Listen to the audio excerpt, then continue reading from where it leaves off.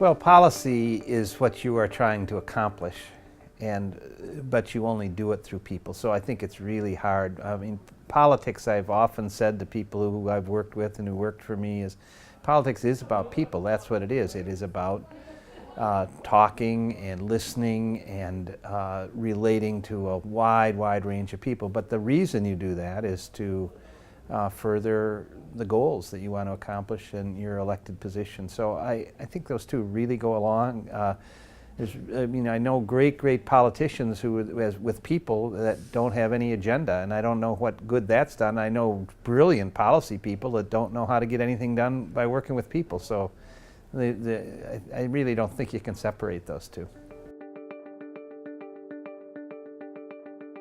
Well, I think it's a little easier than exactly 5 years ago. The hardest time for governors in this country, probably since the Depression, were the 2 or 3 years that happened right after the collapse of the economy, when we moved into the biggest recession since the Great Depression. And that was an incredibly hard job, because it meant you had to cut things that you never ever wanted to cut. And you had to make incredibly hard decisions. And I said during those years, none of these decisions are good and none of them are easy, but they have to be made, and they have to be made with wisdom and compassion to the best of your ability.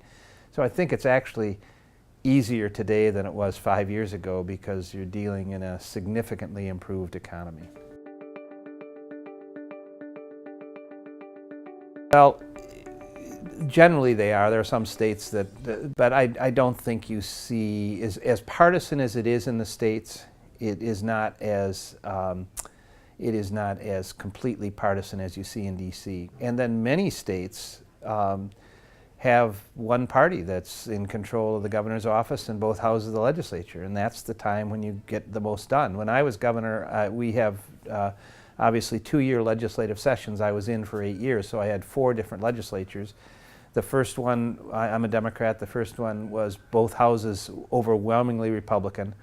The second one was we had divided houses. The third was divided houses, and my final one was I had all Democrats.